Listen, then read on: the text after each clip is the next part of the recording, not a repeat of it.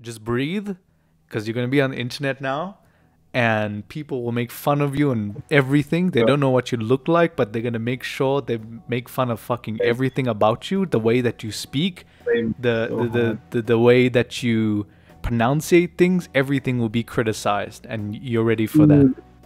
Dude, I get flamed by feminists on Twitter. Okay. I got flamed by some Chinese dude this morning who called me an ignorant asshole. Welcome to the internet. Okay. Welcome So to the internet. all right. So hello, viewers of Kaibaka. It is your boy back here again, with another video on Invincible. But I am joined here with my first ever guest on the channel. Would you like to introduce yourself to the audience, the viewers, the peeps? Hi, hello, viewers of the Kaibaka channel. I am. What am I? I thought you decided this already. What's your alias? Come on. My alias, my name is Big Al. Big L. Big Al. Big ass L. Yes, Al. Okay. All right. So this is Big L. All right. So I'm not gonna be able to. I'm gonna have to call you that the entire episode. I can't even say your real name. Let's just use our name. There we go. Okay. I met you on the internet in 2021. What Fucking is cringe. this? Okay. All right. So, people, you are now listening to the first episode of the Spoiler Case, where we dive into specific characters from relevant series that you may have watched. And we're here to delve into a very popular series that came out. I know if you've heard of this series. I may or may not have made a video by now, depending on it. I'm still writing the script as I'm fucking recording this video. But it's about a certain TV show called Invincible. And this show definitely riled up a lot of people because of how different it is, how game-changing it is in the current climax of the superhero genre. And one of its most prominent characters, Omni-Man, you can say a lot about him. So we're gonna talk about him. Yeah. Think, Mark. Think. Fuck. Okay. All right. So yes, Omni-Man. Are we just gonna jump into it and just go with all the questions we have, all the points we want to make about Omni-Man? Points. I guess we'll start off with you. Like, why do you think Omni-Man flew away at the end? Why do you think he flew away? Okay, wait, Yeah. Hold up, wait. Before we go into that, we never actually talk about this like one-on-one, because basically this boy here, Mohammed, is his fucking real name. I'm gonna out him like that. We usually talk about series quite a lot. However, what did you think about episode 8? Like, after you watched that whole thing? Because I don't think we really like went in depth with it. I know the first thing you said was bad CGI, and I was like, what the fuck? I didn't expect that from anyone. But it gave me like some what's that anime that people have been clowning on? X-Arm. That's just for the general. Yes, it had some X-Arm vibes. But it seemed the rest of the episode was great, especially the train scene. Please watch the train scene. Oh my god, dude. Fuck. That's like the first point I have in my notes. It's just episode 8 reaction train scene. Because, oh my god. Okay, so, like, episode 8, because I'm trying to picture it for everyone here when they were watching, like, the end of episode 7, where Omni-Man just rips apart Immortal, right? And then he's just like, son, we need to talk. And I think that was the first time I like caught up to it. And then I watched the finale and everyone else in it. I don't know what to expect from there. But then his whole backstory, fuck, dude, I think now that I'm actually thinking back to episode 8 was pretty fucked. The more than I like thought about it. That was, oh my. Like, okay. Oh, it was like was so much. Okay, how I viewed Omni-Man within that, it's like having having a Superman, but with General Zod mentality. Ah, interesting. Yeah, because if you look at General Zod, right, he has this big superiority complex when it comes to Krypton and like preserving Krypton culture, and you see that a lot in like Omni-Man's behavior, like how he truly feels. Yeah. Through and it for me, he never understood his son enough to sort of convince him that what he's doing is right. He tries Yeah. in a very messed up way. Think, Mark. Think. That whole thing. That's just a meme at this point. Yeah. My God. Yeah. But yeah, we're back to what But- you're saying. He never truly convinced Mark, because Mark was not raised in that environment. Similarly, why Superman and why General Zod disagree is that they weren't raised in the same environment. Yeah, that's definitely true. That's definitely true. So it's just it was such a big disconnect between like father and son, and it's created this rift where, okay, later on, it comes back to play a significant part. I'm gonna say this much at least. Yeah. Because I know you mentioned earlier. Yeah. Season 1 is a setup. It's the whole thing is setting up for something much bigger. Yeah, because you said you read the comic and everything, so it's like Yeah. you're probably watching it like, holy shit! Like season 1 is probably like nothing to anything we'll see in like season 2. But yeah, we can get into that like later about like expectations for the rest of the series. But dude, okay, I need to ask you this. Okay, so we're still talking about like episode 8 reaction and stuff. Yeah. Were you like, I don't know what it was, but I think anyone with a heart that watched that scene where like Nolan was just like, think, Mark, you'll see like this world go like into dust. You'll have nothing. No one, everyone you love will be dead. Why would you still want to do that? And then when Mark said, I'll still have you, I don't know, man, that just hit me in the feels so like hard. Oh my god. Hard. Ugh. For Mark to have such an emotional response after seeing everything that just happened, his dad literally killed Immortal in front of him, Yeah. and for him to still have that response, Mark still he still has this idea of his dad being something, and now he's like, it's almost like whiplash. He's getting whiplash from like what his dad actually is. Yeah. Ugh. And like, because you mentioned like not only did he kill like Immortal, but also like the countless amount of people that died, like besides like the train scene, there was also like that whole building that had so many people, and then they just viewed on just this mother and this child, but they both still fucking died, and it's like, holy shit.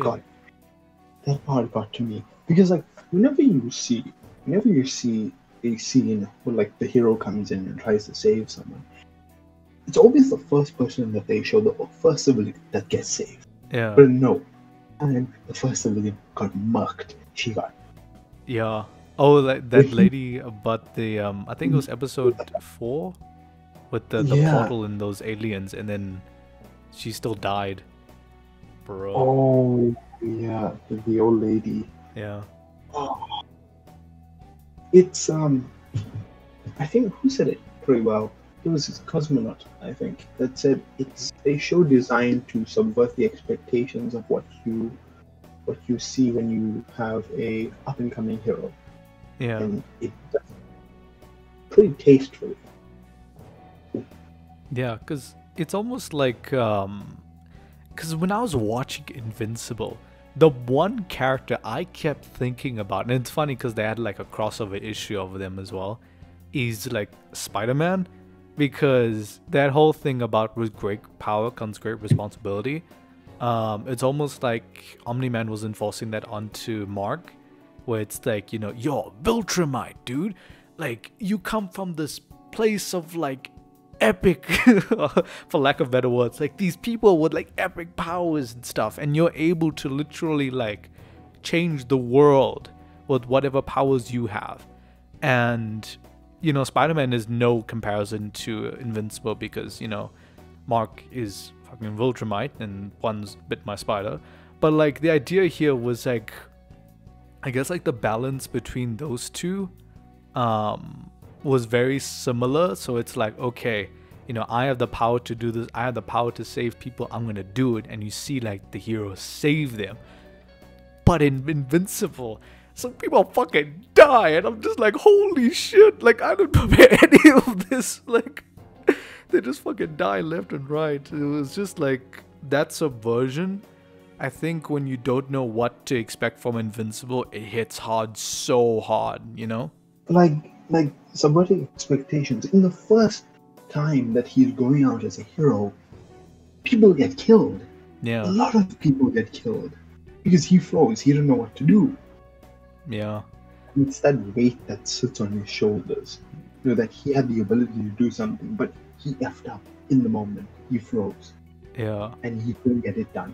Yeah, it's like, you know, when some things seem like, oh, it's not like it's such a big deal, like saving civilians, yeah, cool, that's what a hero does. But here, it's like, nah, you need to know, like, what you can do with the powers that you have, because if you don't, you will fuck up, people will die, people will get murdered, they will get mucked. It's like Invincible, it's just, it's different. It really set itself up for that shock factor. Yeah. With the end of the first episode when Omni-Man murders the entire I keep thinking Justice League. What are they called? Guardians of the Globe. Yeah. Yes, there they are. However, Sorry. a lot of them are very similar to the Justice League. Like I think there was like a Fishman, and at that point it's like, okay, bro, like we get it. He's supposed to be like a lame version of Aquaman, sure. And then this is other guy who uses like weapons, but is still like in a black cowl. It's like, okay, cool, Batman. But then and then boom, they get axed, easy peasy. Yeah, like that scene really set up the show for how it's going to be. Like, because I don't know if you noticed that most of that first episode was quite clean. You know, it seemed like a DCU, not DCU, like a DC movie. Yeah. With Oh, definitely. Yeah, I did feel that. Yeah. And then, bang, Omni-Man murders the entire freaking.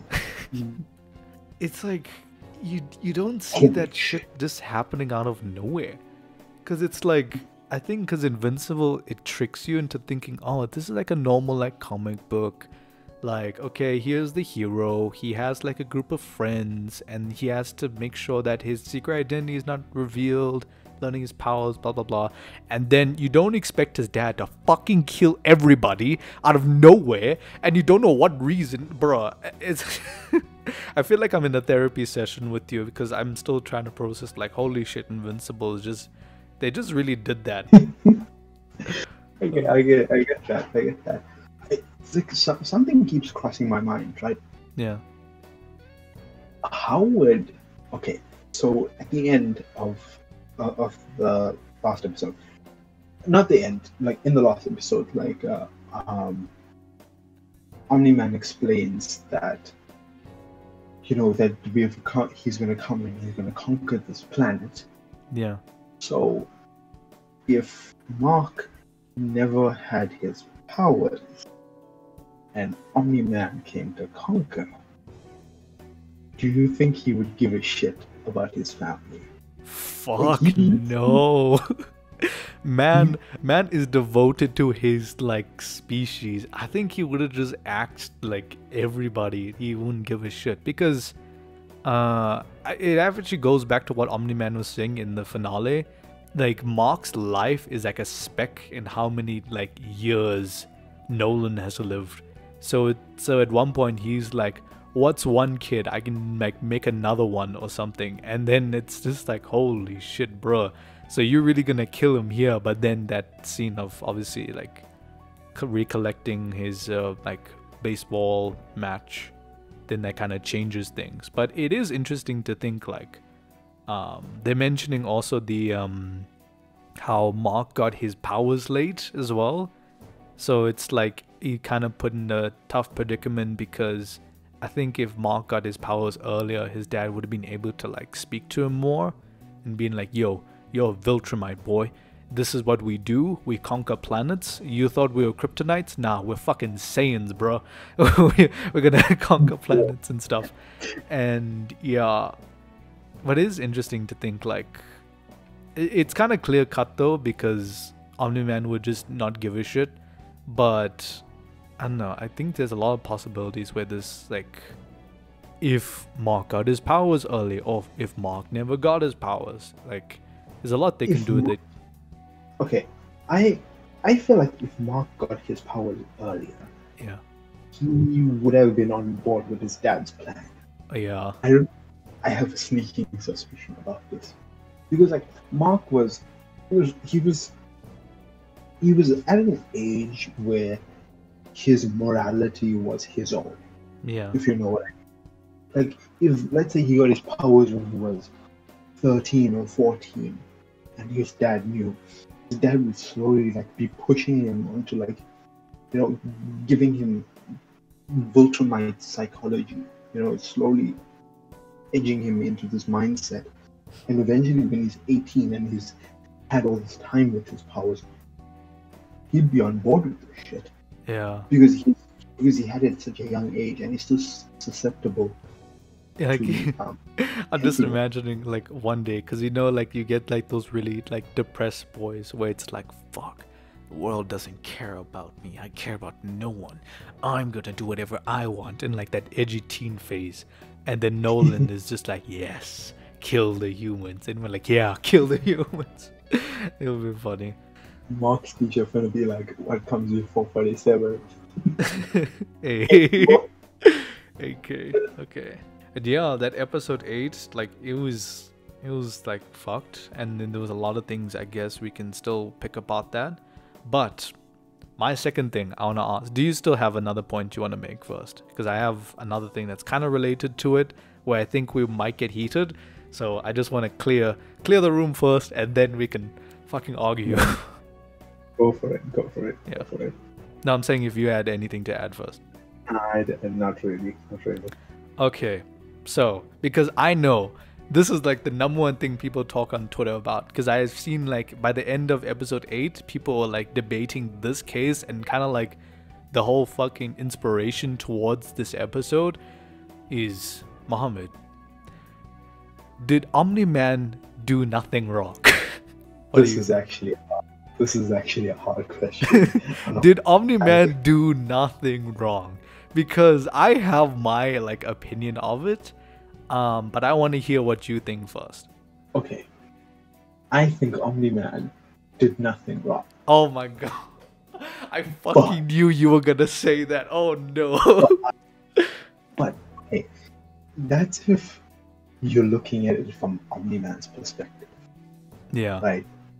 Because he's been living. He'll live for like 1,000 years. Mark is part Viltrumite, and he said, "You'll live to see this planet become dust." Yeah. How long has Nolan been alive? How long has this sort of mentality and the psychology been ingrained into him for so long? And he wasn't just like a normal Viltrumite, you know, like one of the boys. Yeah. No, this is like an elite squadron. You're like talking like Darth Vader's apprentice over here. God damn it. Darth Vader's apprentice? Hold up. Are you saying Nolan is like Darth Vader's apprentice? Listen, I'm not spoiling anything. Who is Darth Vader and Invincible then? Holy shit. Read the manga. Read the manga. No. Oh, no, I'll probably read the comic eventually, because I'll get so tired of waiting for season 2. But just, yeah, carry on about what you're saying about the Viltrumites. For them, it's like a walk in the park. Nolan actually had... Okay, I'm going a little bit into spoiler territory. Okay. Nolan took a very, very big detour when he had Mark. Yeah. that was like it's almost seen as like a weakness in a way. Oh, definitely, yeah. And him being so out of character with running away, like the dude came, the one-eyed alien came and was like, dude, Voldemort, was he one-eyed or two-eyed? I for some reason I'm thinking he's one-eyed. But like, oh, Alan the alien. Alan the alien. I think. Oh my gosh, what the fuck? Wait, whoa. Did he have one eye or two eye? I can't even think. Oh no, I'm gonna probably put in the edit of like, you idiots, he had like this many eyes. But dude, okay, yeah, but anyway, carry on. Yeah, like Voldemites don't run away, so clearly something be hitting different for Nolan here. Oh yeah, definitely. Mark just hits different. Mark just hit different. He hit them with "you dad," and Nolan was like, "I'm out." Yeah. Although, how does that? I'm just saying, like, how does that relate to Omni-Man not being wrong? Because I want you to argue, like, for Omni-Man's case. Okay, this is called spoiler case. Argue for his case. You are his defendant. I'm gonna come out and say the exact opposite thing. So come on, hit it. Right. All right. Listen here. My client is simply built different.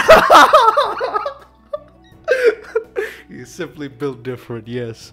Okay, but like he's had this mindset put into him where he can just go in, do whatever he wants, wreck a whole planet, and take it for himself. I mean, he won't wreck it; they conquer planets. So to him, this is just another 20 years on the job. So to him, to his culture and his race and his planet, he has done nothing wrong. Because it's almost like that's all he's ever known, right? That's all he's ever known, and we don't know how long he's been doing this. He just like he just gave us like a guesstimate for how long. Yeah. Mark will live. Okay. However, bro, I know when you were talking about like Omni-Man did nothing wrong, but bro, did you really have to call Debbie a pet? Yo, that part actually. That part was like, holy shit. You really called Debbie a pet, and like how much this woman like stood out for this man, and he's just like, nah, she's like a pet. She's like cool, you know? And just like marriage is just like a certain time frame for me. Then I'll just get out of it because they die. You know? All right, I'm not finna throw hands now, boy. Yeah. Okay, now you're defending Omni-Man. However, dude, I'm gonna say this, okay? Omni-Man did a fucking poor job because this man, because like one thing I had like thinking about Omni-Man, because at first I was like, yeah, this is all he's ever known. Give him like whatever. But dude, what the fuck is the point of conquering planets? Just like think about it. What is the point of owning everything? Okay? Ask Disney. It's to assert dominance. It's to assert dominance. But they're like, dude, like the Viltrumites. Maybe I'm just thinking about like domination and stuff. Because I know people are like, I want to take over the world, anything. And then like Omni-Man here is like, dude, like, we're not saying dude, like, Mark, think. We are Viltrumites. We don't need this planet. Why are you gonna stay here and everything, right? But like, from Mark's perspective, literally, like, it's almost like he can't comprehend that there's like these other worlds that he needs to have like a duty to protect because, or like conquer because he's like a Viltrumite or anything. But the way that Omni-Man like presents it, I'm sorry, but like you're talking about upbringing and stuff where it's like you were raised in a certain way and Omni-Man only knows the way of being a Viltrumite. But at the same time, Mark only knows like heroism and stuff, right? So, but like more like the Guardians of the Globe where they're like, you want to protect the earth and stuff because this is your home. But, you know, like, I don't understand what Omni-Man was trying to do with when he was saying like, think, Mark, because it's like when the more you think about it, it's just like, I'm doing what you're doing, but for my home in a way, because it's almost like you have your own species and stuff, but at the end of the day, Earth is your home, and Viltrum is Nolan's home.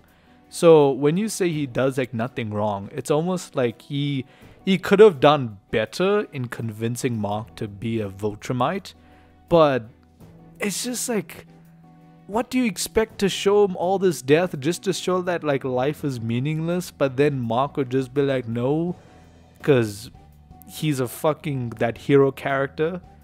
So it's, I don't know, my brain is just like, when Omni-Man does nothing wrong, it's almost like, bro, like Mark is trying to protect his home the same way Omni-Man is trying to protect like his civilization of conquerors. So then it's just, do you get what I'm trying to go at?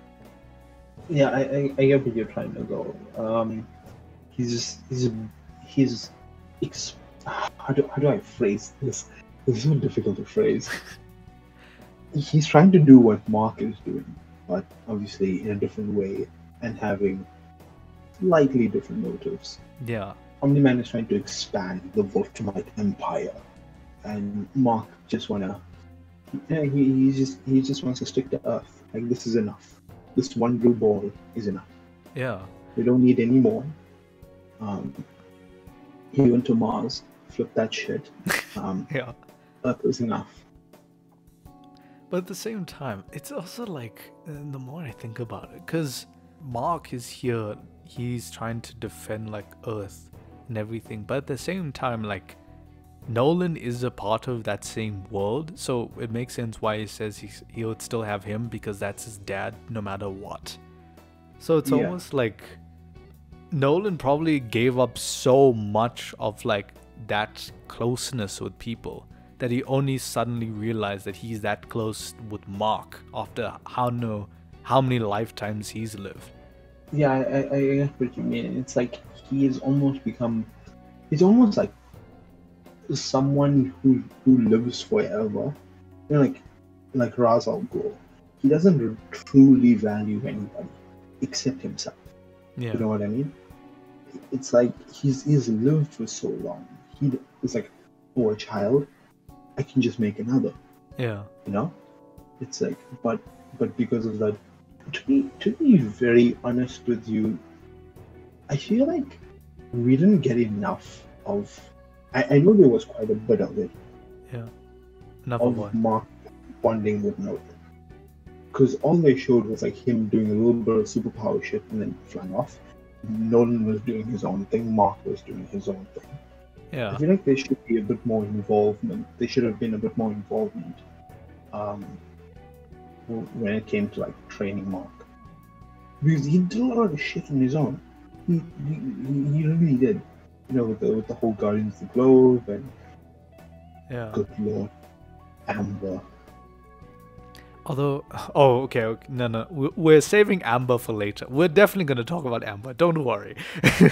But I think because like then, it's almost like, because I'm thinking about what Omni-Man would do. I'm role-playing as Nolan Grayson here. Because your son, you know what he's capable of. Because you are a Viltrumite. You know how much we can like fuck up planets, fuck up galaxies, because of how powerful we are, right? So if in that frame, he doesn't have to think about Mark being hurt, because he knows he'll come out top, because he's a Viltrumite. He's simply built different, right? And like when you go out and you see your son do this, you don't think about it. So when you're talking about like involvement in anything, it's almost like there was a sense of arrogance from Omni-Man's side, because it's like, why do I need to be here? Why do I need to like do anything like this? It's counterproductive. It's so like pointless. Like Mark will just, you'll fucking get it, whatever, cool, and then you'll survive because he's a Viltrumite. So that's why I think like that kind of involvement, like it's different when he's trying to be involved as a father, because, you know, like he had that moment with the baseball match that they showed, that flashback. But like, I think like involvement is like a superhero. It's almost like all this heroism and stuff, because Nolan doesn't give a shit about it. He's just like, okay, they're saving people, whatever. They don't matter. They're gonna fucking die because we'll conquer Earth. So yeah, that kind of involvement, it was kind of, I guess it's appropriate for, like, that's what I think. I think it's a little bit appropriate because if Nolan was more involved, then him saying like that whole stuff about Viltrumites and stuff would like not make any sense, because why did he save people? And even Mark says, why do you save all those people? You know?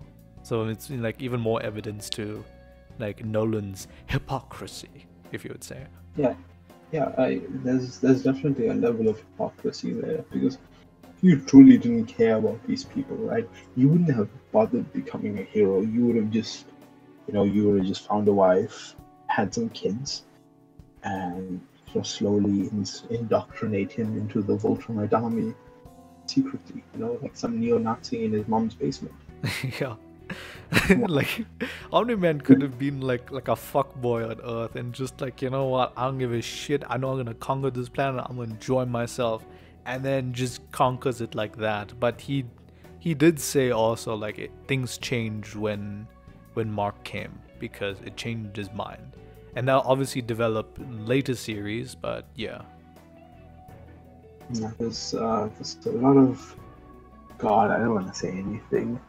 There's some shit. You can't say because you fucking know. And I'm kind of like, shit, I want to know too, but also I don't want to get spoiled, because I know reading the comic, I'm going to be like 3 a.m. in the morning. Dude, like, what the hell happened to this issue? Because, yeah. And then, okay, however, one thing, just to like kind of make this into like the real world and stuff, in my notes I literally just put like J.K. Simmons Pog and Steven Yeun Pog, because dude, I don't know what it was, but like the way that scene was voice acted, like going back to episode 8 or even like the series as a whole, these two did a fucking amazing job, don't you think? J.K. Simmons knocked it out of the park. Holy shit.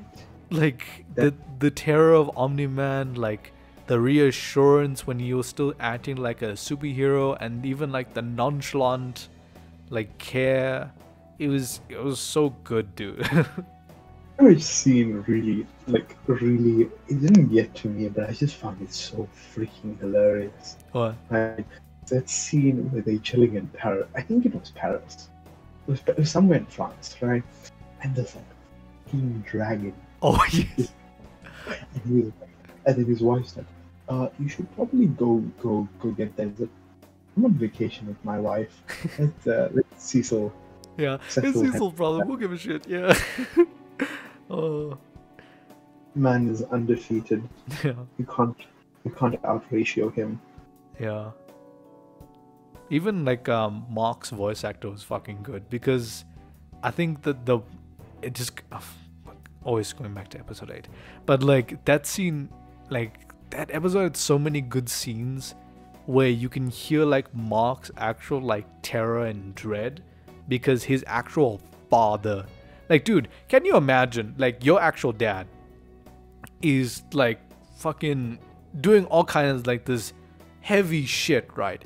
And you don't know how to respond or how to do anything, because this is the first time like you've like experienced this, and just like that terror, that dread, that like, oh, like you feel so scared, like, because you know what your dad is capable of, and I don't know, it's just I think the fear of it comes from not knowing what your dad is capable of.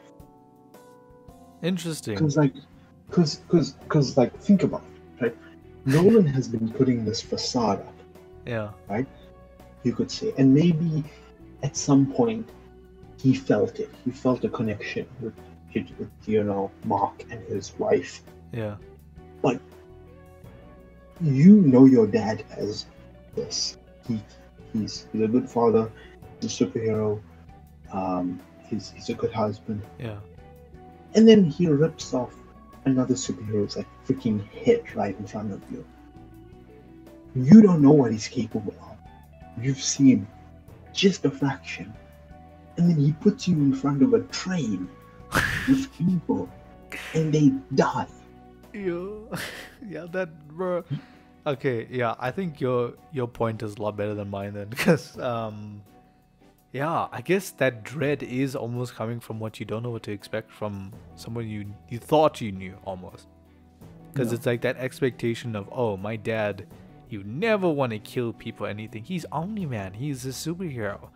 And you see him kill thousands. Because they even said, like, in the episode, he killed thousands that day. Just because he wants to teach his son a lesson. He does... Man does Just not give to a like, shit. make a just to make a point. Yeah. It's fucking crazy. However, dude, Yeah, I have one that's, point. That's the dread. What? Yeah. Yeah, go for it. Go for it. I have another point I want to make. What if Mark actually joined his dad? Yo, GG, end of series. Because, like, I kind of thought about it, where, you know, you have Mark, who you think is like the goody boy, and his own goodness that and like sense of wanting to do good as like a hero, and the only thing that stops him from like not doing heroism is because of his own belief in himself. Because there was that one time where I think it's in episode 6 or 7 where it's like, I couldn't fucking save people, man. I'm useless. I can't do anything right. I should like give up being a superhero. And that like failure in believing your abilities, it's almost like you know your dad, who is much stronger than you, who has the same powers, he can definitely help you. But the direction that he's pulling you towards, the only thing that's stopping him was that heroism. But at the same time, like, what if he just let his guard down? It's like, you know what? My dad has a point, because my powers can get better if I train with him. And the more I get power, the more I'll understand him. And I can be able to do something greater than just war on Earth. So it's like, holy shit, okay. I don't think that, okay, I'm just gonna say this.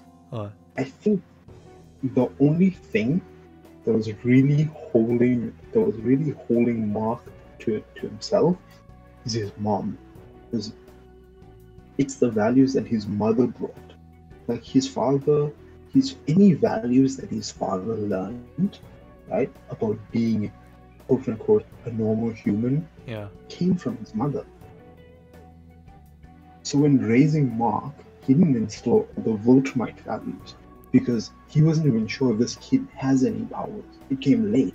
So he was trying to keep up the facade. So he had to carry on pretending to be like a good dad or whatever. Yeah. But all the values that his mother instilled in him manifested to the point where he's like, he saw what his dad was doing. He was like, I know you're my dad, but this is wrong.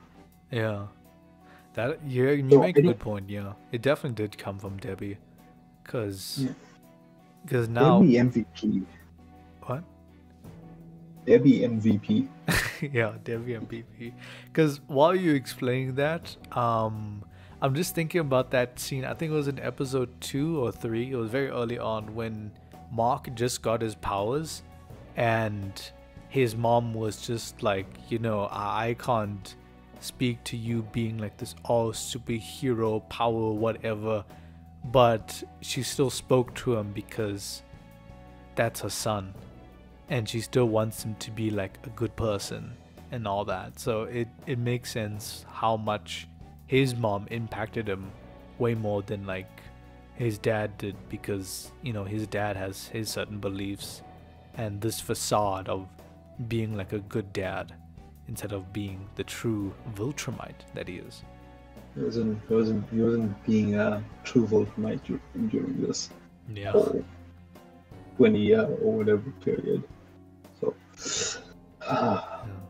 it's just it's so refreshing to like just talk about these characters that have so many like different layers you can pick apart from them, because like they have all these different dilemmas. Like as much as Nolan is trying his best to still stay as a Voltramite, and he's powerful and he can very much like solo the Earth, but you know he still has that layer of just still caring about his family.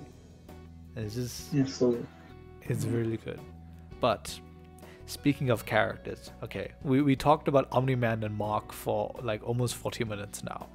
Now we can talk about fucking some other characters. And I know there's one character you want to talk about, but I just want to mention like these, like just a few more characters before we talk about you know who.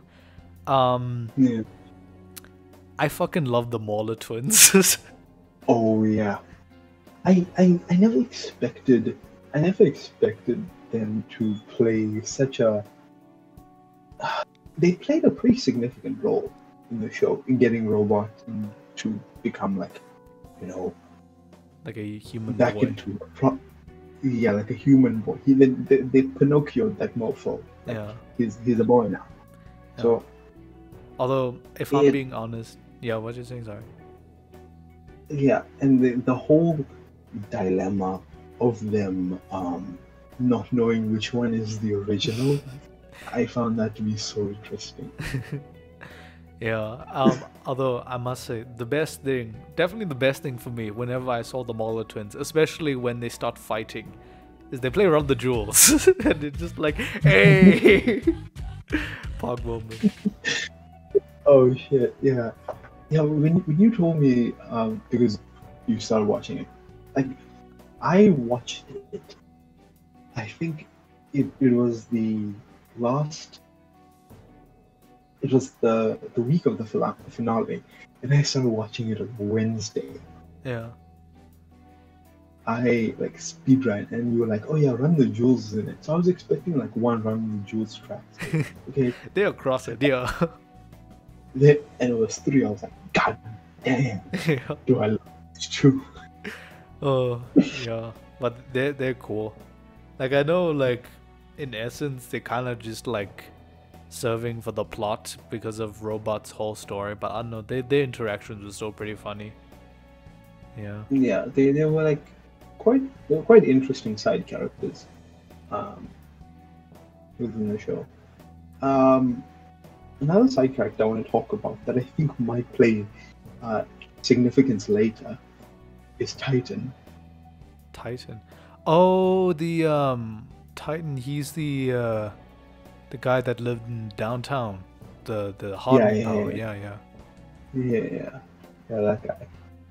Like him using Mark and all the other heroes, and then he summoned that cat mofo and absolutely dunked on Battle Beast. Battle Beast. Yeah.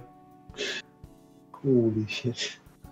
That dude is OP. They Because should have brought him to fight Omni-Man. yo, Battle Beast versus Omni-Man, please, holy shit! Like, I know you've read the comic, but bro, I hope that fucking happens somewhere because Battle Beast like soloed like all of the new Guardians of the Globe and Mark, and then just like left because he got bored. Like, what a fucking baller move though! Because imagine like you're here, you're thinking, okay, I got hired by this guy, I'm gonna find someone to like defeat or anything, and you just beat up these teenagers, and you're just like, what the hell? Just leaves. He's like, I don't know. He dipped. Yeah. Battle Beast. And then what else about Titan that you wanted to mention? Oh yeah, Titan with that betrayal, man. He was just like, he was like, okay, I killed the boss. I am the mafia boss now. Level 1 crook, level 50 mafia boss. Oh my gosh, this is a 2018 me. He legit was a 2018 meme. No, but I suspect with him controlling the criminal empire now, I suspect he will play some level of significance later on in the series. Yeah, it'll be interesting to see like characters like you see them from like a certain perspective in season 1 and then they grow so much in season 2. That'll be pretty epic to see him like do something and at least like help Mark in some way, because can you imagine this mofo just uses him and it's like, okay, I'm supporting my family, who cares about superheroes anymore? Yeah, that'll top 10 anime betrayals. But at the same time, Invincible is just built different, so he might just do that as well. Yeah, he just might. Yeah. Who Okay. knows?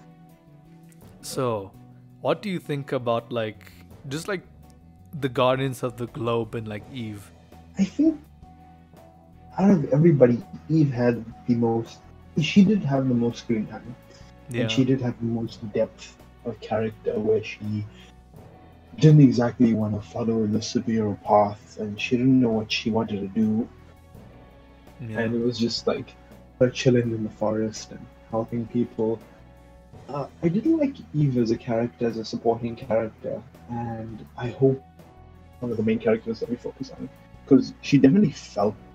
She's like that supporting character that you know will become a main character, if you know what I mean. Oh, so you She wish has that like energy. she kind of had a little bit more spotlight because like her Yeah, story is actually pretty interesting. Oh yeah. yeah. Her story is pretty interesting. Like the sort of estranged relationship she has with her parents, and just like her thoughts and ideas, despite coming from like. Because if you see her family, like no judging, right? But it seems pretty toxic, and for her to have that mentality, Yeah. um, it's quite surprising and you know enduring, I guess. Yeah. Because Because like you, you I was ranting. You go. no, because like what's so interesting, like what draws me so much in with Eve is because like it's almost what she is going through. Like I know it's on a superhero basis, but at the same time, like a lot of people like our age or even younger, like they can really like relate to someone who's just going through shit when it seems like no one close to her actually like can help her. So she has to kind of help herself and anything. Cause like she had her parents being like, oh, I thought you wanted to do this whole superhero gig, or I want you just to be like a normal kid and like just settle down, find a boy and just be normal. Like, why do you have to like think about all this stuff, like all the heinous shit her dad was saying and stuff?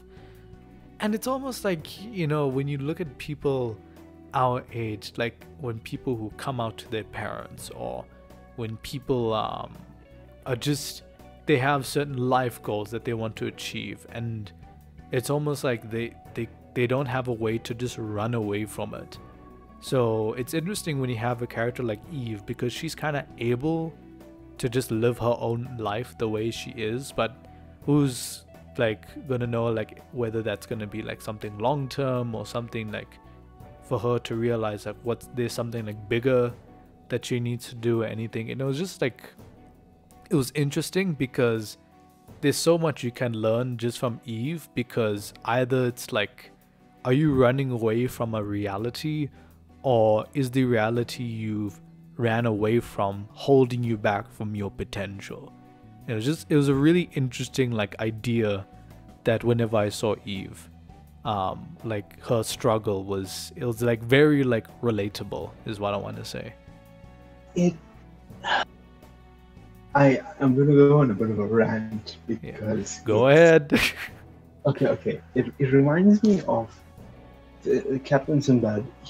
I think I've introduced this YouTuber to you, Captain Sinbad. He does like kit videos, but he also does like productivity and how like a life of Christopher Nolan or something like that. Yeah. It's pretty interesting stuff.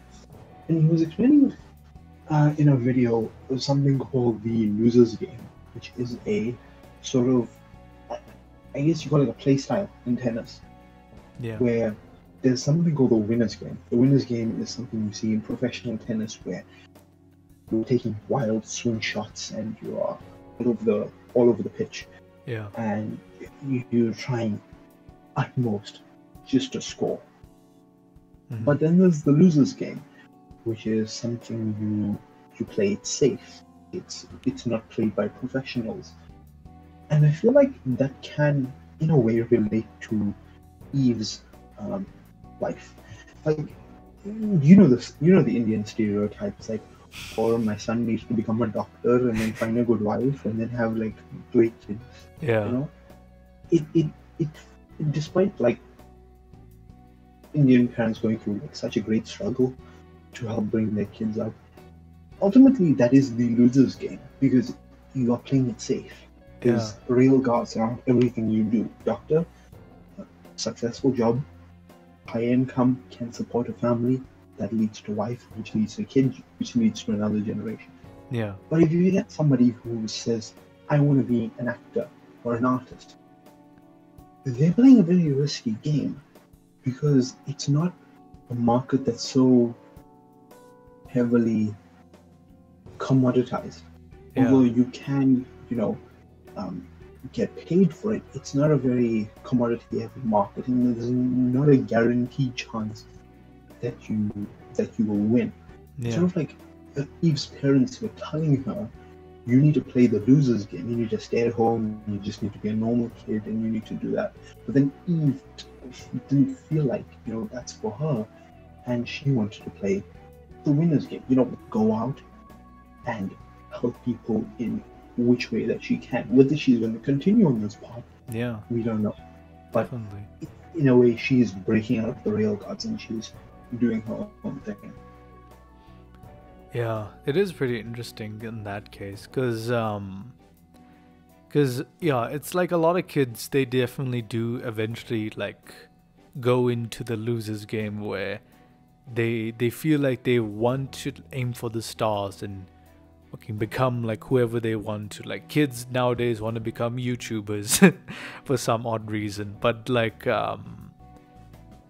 eventually it makes you realize, holy shit, like maybe this is too hard, or maybe I shouldn't be able to go into this route, so I should settle down and do something. And yeah, it is pretty like it's relatable because so many kids go through this game of I'm gonna aim low and safe, or I'm gonna shoot for the stars, or like break down trying. And it's like a lot of things like in Eve's story. Like I hope it kind of goes into that like kind of game, because it'll be interesting to see like her character just develop even more, because she's kind of like boundless almost. But anyway, Eve deserves the world. I love her. Yeah, she is an amazing character. Yeah. Unlike another character we will talk about later. But I just want to say one thing. Like, I ship these two together. I ship Eve and I ship Mark. Oh yeah. Oh dude. Listen. It is painfully obvious that some things will not last and new things will be born. And that's all I'll say. That's all. Yeah. And if it doesn't, then what the fuck? Come on, man. The chemistry is there. Do it. Then they truly are subverting our expectations. Okay. Are we gonna even talk about the rest of the Guardians of the Globe? Honestly, I only care about Eve. I didn't care about anyone else that much. I think Robot might be an interesting character because there was a bit of focus on him, and he is caring about Monster Girl. It was a massive shock to me that he was an actual person. Yeah. I was so convinced he was playing a robot. I was so convinced. Yeah. And then he starts caring about Monster Girl. I'm like, there's a little sus here, man. And then they show it, I'm like, oh my god, what is this? What I saw with both of them initially is that somebody who's been given powers at a very keeps aging backwards. Like she can't even date anybody because of that. And right up until like the middle of the season, Robot is essentially like he's like MODOK but worse. Man looks clapped here. He was in the test tube thing, and it was just like he was given like such amazing power with his intellect, to be able to create such. It was like a cursed Tony Stark, obviously with like much less charisma.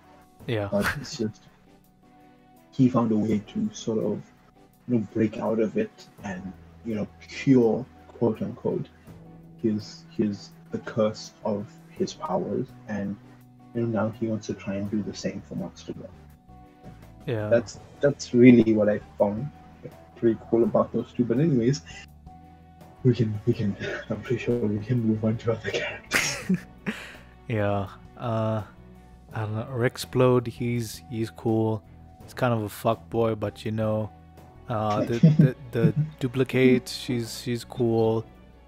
Oh, I have to mention something. Duplicate has a brother. Yes, this is one thing I did like find out. He was in the prison where the Mauler twins were, right? Yeah. Yeah. Yeah. That's it. Anyways, we can. Those two aren't so interesting. Yeah. Okay.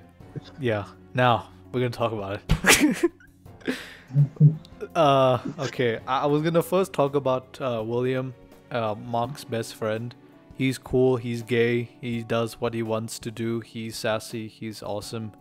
But now, okay. Now we're gonna talk about God, I hate this woman so much. Amber. Okay. All right.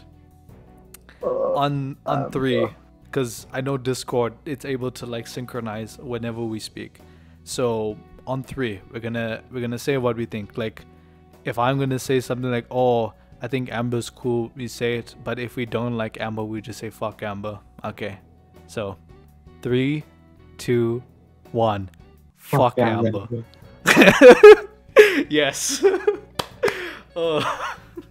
Fuck. God, I hate My this God. character Okay. so much. So the thing about Amber, okay, because at first I liked her, where she was kind of sassy, she's cool, you know, she like kind of plays with Mark like very playfully, because it's like Mark is like this raging virgin in the way that he speaks. So it's like, oh, I'm gonna just toy this boy, he's cute and stuff, but I'm gonna have my fun.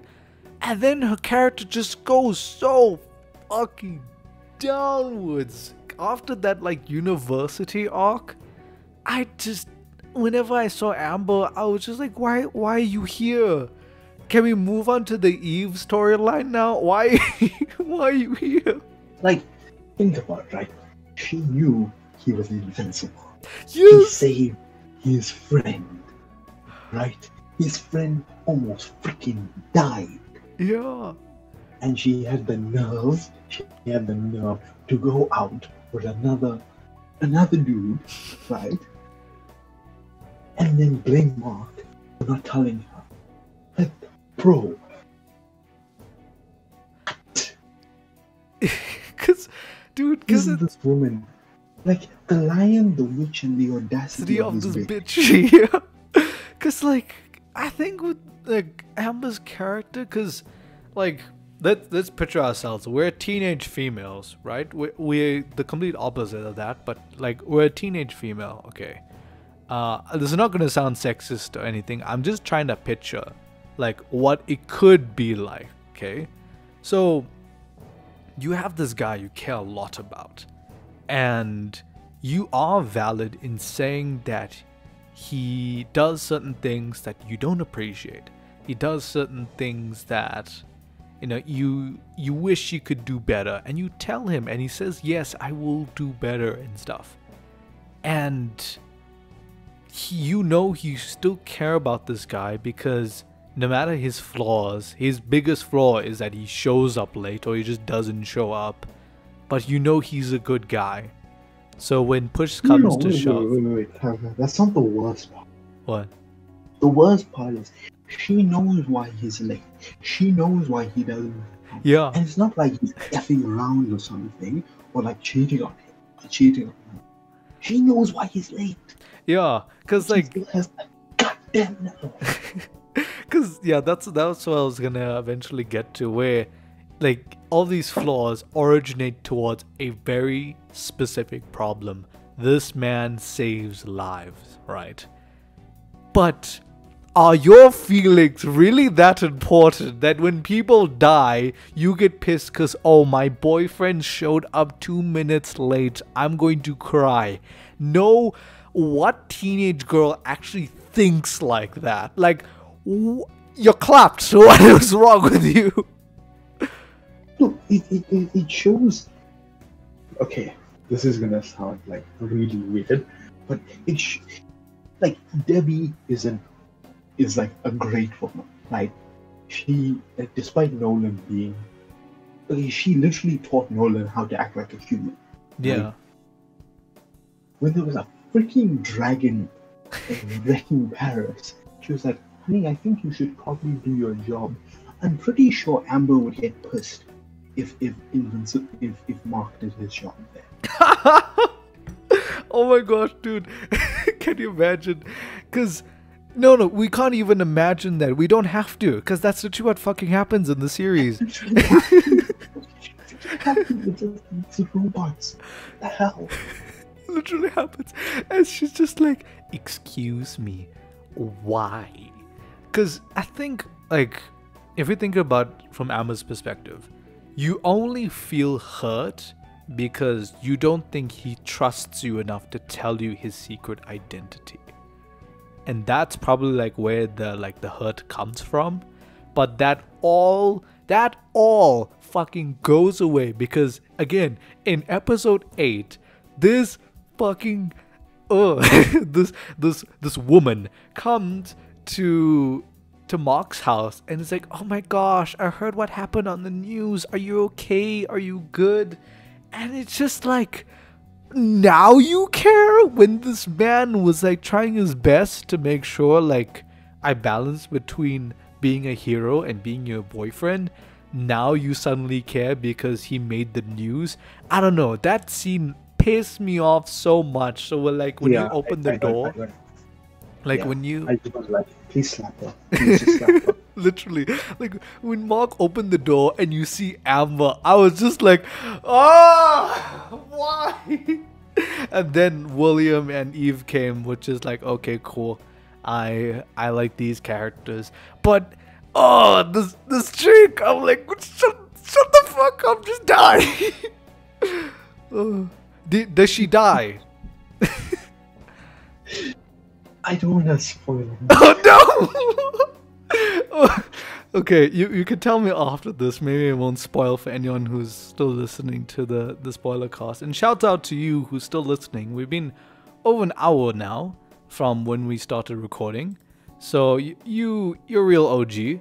But dude, like, this character's like, you could have done so much more with it, because going back to the whole Spider-Man thing, where Mary Jane, right? Mary Jane, the OG queen. Oh no, the OG queen is Gwen Stacy. But the queen herself, the redhead queen, she knows that like eventually when Spider-Man reveals his secret identity to her, that she gets it. Like, she gives him the benefit of the doubt. She's like, okay, like he's off to go saving the world again. Yeah.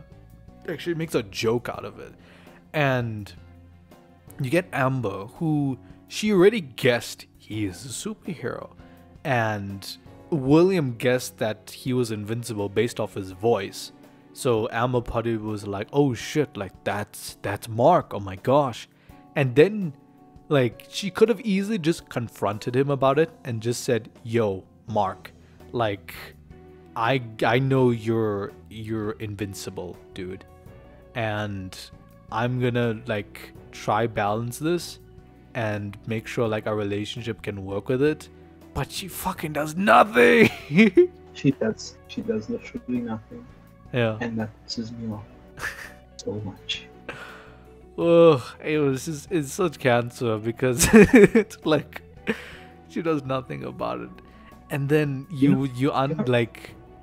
then you ask people like, why don't you like Amber, when it's literally just not even her like, oh, I don't like her character, or like maybe it's something shallow like, oh, Amber just could treat Mark better or whatever. But there are actual character flaws, and like I don't understand who would like Amber.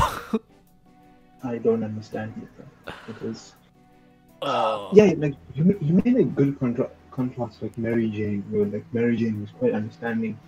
Yeah. Mary Jane's problem with like Peter was very different compared to Amber's. Like Mary Jane was like, she is worried that one day she's gonna like there's gonna be a knock on the door and it's like, oh, you know, Peter's dead. Yeah. That's her concern. That he's being too much of this girl. Emily just got pissed because this man got powers. Yeah. Like, come on. Because Mary Jane, like, Amber is like on first base, right? Where this man, like, you know he's a superhero, right? And then Mary Jane is like on a different plane of existence because she's like, I accept this man for who he is. He has a responsibility. I love him still, but I want to make sure he's safe. And like, bruh, like that's like the most like humane thing you can do, because if you love someone, you'll make sure that at least like they won't do anything stupid or not, but you still worry that they will, something will happen to them, Ugh. Yeah, But then fucking Amber. We could rant about just Amber. We could just change the whole topic. This wasn't about Omni-Man. This was about getting to talk about Amber. Was the Amber right? The Amber rant. Yeah. Oh. But yeah, Amber. Oh, I just wait. I'm waiting until we finish this, so then you can tell me if she fucking dies or not. I really hope so, but yeah, we won't spoil it here. No comic spoilers. Only spoilers on the spoiler cast. Yeah. Spoiler case. We're here to talk about the case of a certain character, but we don't spoil franchises. So good. Unless we talk about a Marvel character, then we'll just spoil the whole MCU. Yeah. So okay, is there any other characters you want to touch on? Because I think I'm ready to move on to something else. I don't think there's any other characters. Cecil, yeah. Cecil. Bruh, this man is just enabling the Karens at this point. He's enabling the Karens with that shit. It's like, yeah, we put a certain phosphorus or some weird shit in the water, and now you can't see like this certain spectrum of light. Bro, like, come on. That is just pure Karen material. Like the Karens are out, like they are putting it in comments. They're putting wake up, sheeple. Can you not see it? Dude, literally, when I heard him explain that to Mark, I literally was just like, what the fuck? Like, this series has like cloning, it has like genocide, it has like fucking symbols of like all kinds of like weird shit, right? And demons. But the most ridiculous part is that there's contaminated water that can't make you see rays of light. And I was just like, nah, my suspension of disbelief has been broken. That makes no sense. Oh god. It's so dumb. It's so dumb. Like, there's a lot of dumb shit in the show. There's a lot of unbelievable shit in the show. But spectrum of light, too damn far. Too damn far, yeah, exactly. Oh, dude. And then... It's so weird. Yeah. It always surprises me.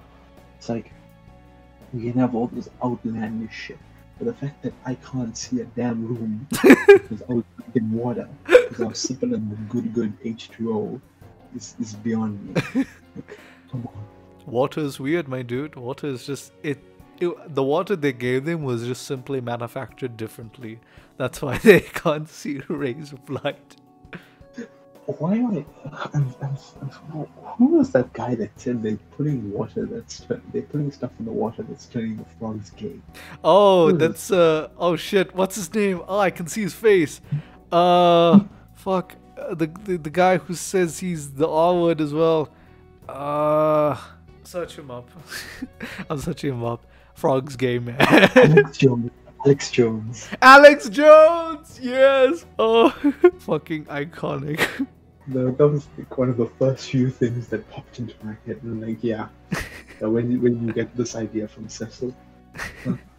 Got it from Alex Jones. He tunes into the podcast and everything. Epic. August. Although one character I think we kind of touched up on her quite a lot was Debbie. But although we mentioned her about like when we were talking about Mark and like Nolan and everything, so I don't think we need to talk too much about her. But Sandra Oh, you know, the lady from Grey's Anatomy, she's also acts in other things, and she did a phenomenal job with Deborah Grayson. Yeah, she did. She really knocked that role out of the park. Yeah. Also, Like, yeah, carry on. it's so strange seeing her playing this sort of cat and mouse game with her husband. Like, he's trying to make it seem like everything's fine, you know, and her have to do all this detective work behind his back. I mean, the least of our problems would have been like, oh, he's cheating on me, but I was like, oh my god, this man is a genocidal maniac. Holy shit. Yeah. He's also looking for pictures of Peter Parker putting his hand in the cookie jar. Yes. Why is he looking at this other character? He has a side job at the Daily Bugle. Amazing. Yeah. So kind of to talk more about like Invincible as like a product, because we talked a lot about like the characters and like what happened in the series and stuff. But I don't know which review I was watching for Invincible.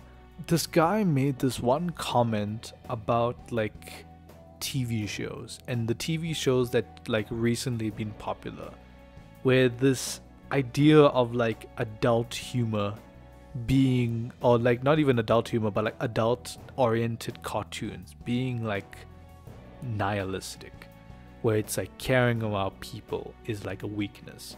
Like I think they use the example of like Rick and Morty, where you look at like a series where they're known for like kind of being different towards other cartoons because it's aimed for adults, but also like the themes that they like give out and produce is very much relevant to the way people think like as adults, because they present like these ideas of like responsibilities you have, or like even deeper things like why we live, anything. Like Rick and Morty used to do that so well. But it's almost like these shows, and they saying like in order to pander to adults and try hard, it's almost like you have to make sure that life is cold and life is meaningless and life is just so like hard to cope with, so we just block away from people. And what's so crazy about Invincible is like Mark, for example, is almost the opposite of that, because like Nolan comes in with this whole idea of like, this means nothing, you can kill all these people, you outlive the world. Like, think, Mark, you're not like understanding what I'm saying because you're like so much bigger than this world. But like that idea of like caring and just having this, you know, sense of like warmth or something is like so like nice and like refreshing to see after like just being fed about how life means nothing. And then here you see like a series where Invincible, you fight towards those ideals and become something that's a lot more empathetic. That was what I was looking for. And yeah, I was just saying like that was a very interesting point, because Invincible, as much as it is like fucked up, there's underlying themes also of hope, and maybe it kind of pushes that even further into like the comic or something. You get what I mean? Yeah, I definitely see that with I guess Mark and I think maybe Adam Eve to an extent, where it's definitely like I know what you mean in terms of like recent adult oriented cartoons. Yeah. Mainstream ones. It's like it presents a very bleak, nihilistic picture. Like look at Rick, for instance. You can draw like quite big parallels between Rick Rick and Morty and Nolan himself, with like how they approach literally everybody else. Yeah. Like things are meaningless. You're gonna outlive this. It's a lie. And then Morty being like that kid that's full of hope, and he still has like this empathetic side to him. Yeah. That he shows on his sleeve, and you compare that to Mark as well, who also has that sort of energy where he's not his father. He's not pretending to be a hero. He fully believes these ideologies, and he wants to embody them the best he can with the values that he was given from his mother to be that.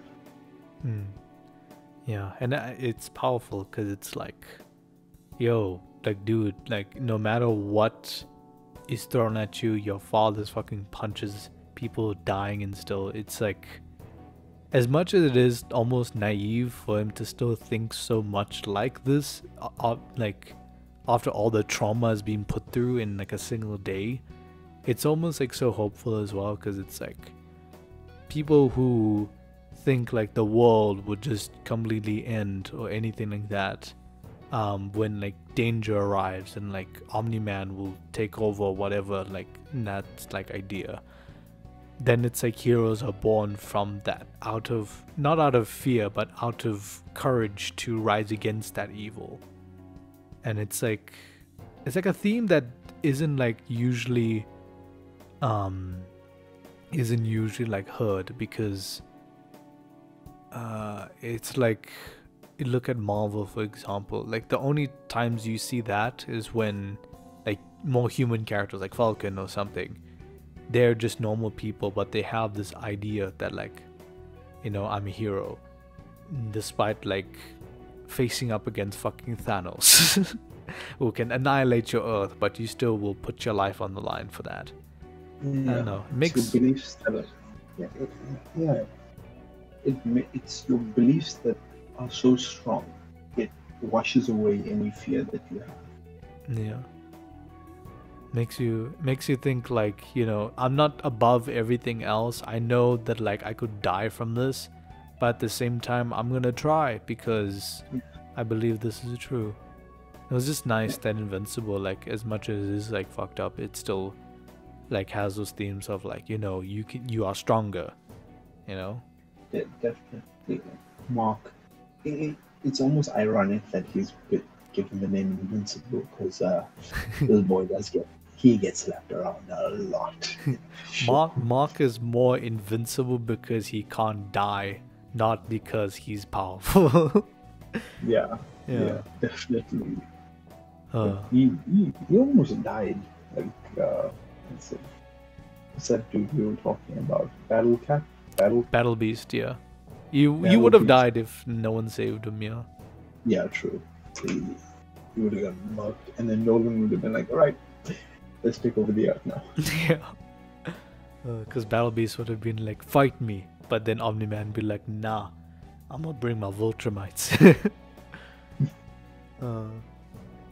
Yeah, but it just makes like Invincible that much more special though, because like, as much as it is so different to other superhero, like in the way they present like the whole thing of it's averting what you think about the superhero genre and stuff, it still has the heart of like a superhero show regardless. And that's awesome. Yeah, that makes it, that helps it stand out from the other ones, because all of them have like stripped away most of that. Like, look at a show like The Boys. Like, you'd never put anyone of The Boys, you'd never say they embody hope or they embody like a good value. They've done some messed up shit. Yeah. They've done some really messed up shit. And like, you have Mark over here who has all this power, but still chooses to use the values that he has to be a proper hero. He's just a golden retriever, man. Yeah, so. Yeah. But yeah, Invincible. But it looks like oh my gosh, we've been talking for almost an hour and 25 minutes. This is like a fucking podcast level of recording. It's some podcast shit, right? Yeah. So to kind of wrap up, because you know Invincible is great. Invincible, like obviously if you haven't watched it, definitely watch it. Also, if you haven't watched it and you've listened to this far, holy shit, you don't care about the spoilers at all. But I kind of want to know, like, what's next for Invincible, you know?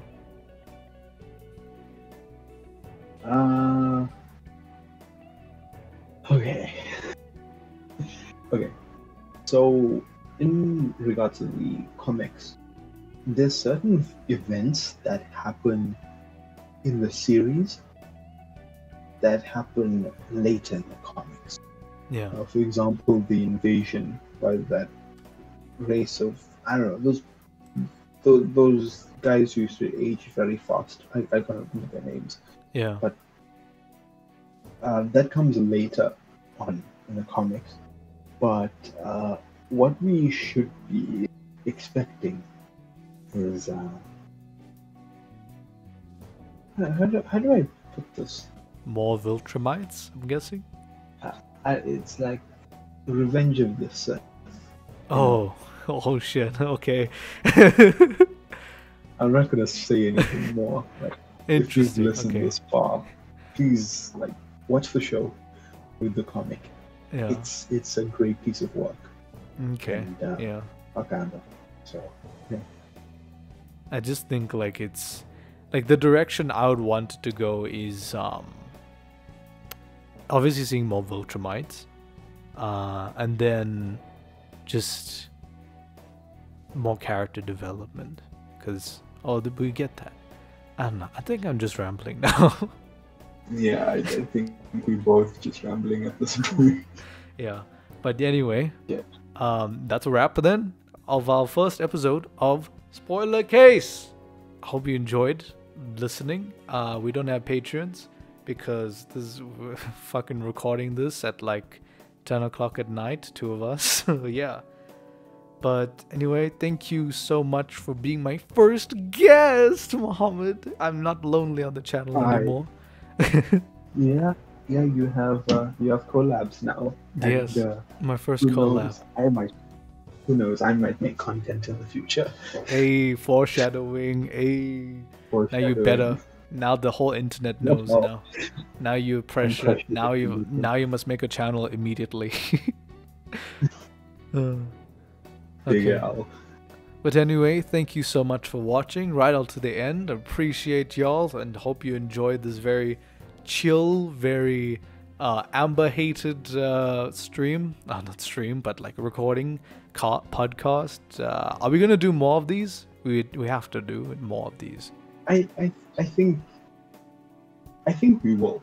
Eventually we will. When something like as big as Invincible comes again, then there's another controversial character, be sure to come back to the Kaibaka channel. It sounds so fucking cringe to say. Okay, but anyway, thanks guys, and I'll see you in the next video. Bye. Bye.